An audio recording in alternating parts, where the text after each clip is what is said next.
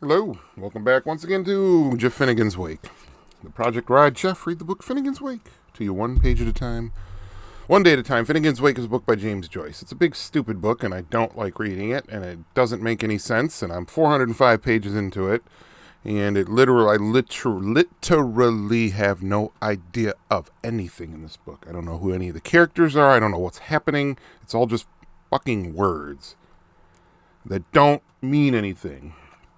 Once I'm at the end of the book, I'm actually going to look into it, but I just want to see if at some point this thing takes and I realize something. I mean, there's common words, but it's just gibberish.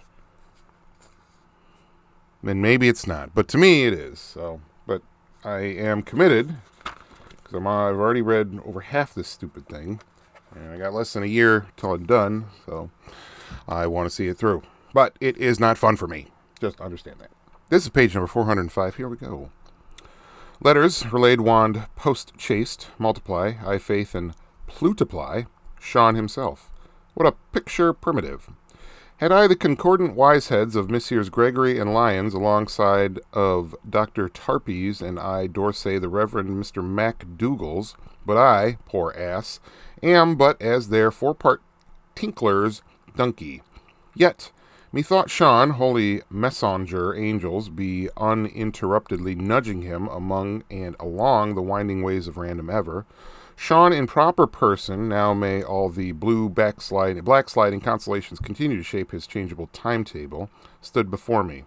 And I pledge you my agricultural word by the 160 odds rods and cones of this even's vision, that young fellow looked the stuff. The belle of Beau's walk. A prime card if ever was.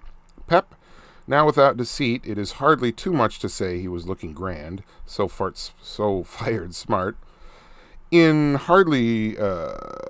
much more than his usual health. No mistaking that beamish brow.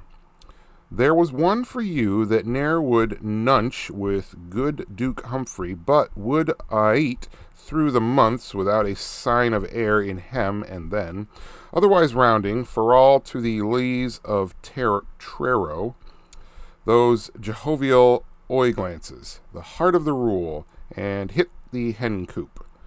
He was immense, topping swell, for he was after having a great time of it. At 24 hours, every moment matters malt site. In a porterhouse, Scut Frank, if you want to know.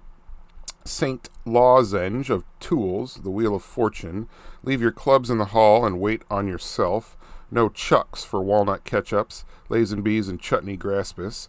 The house that the once queen of Bristol and Balrothery, twice admired because her front door looked up Dasent Street, where in the side of lovely eyes, while his knives of hearts made havoc, he had recruited his strength by meals of spadefuls of mounted food, in anticipation of the feast of table napkins, constituting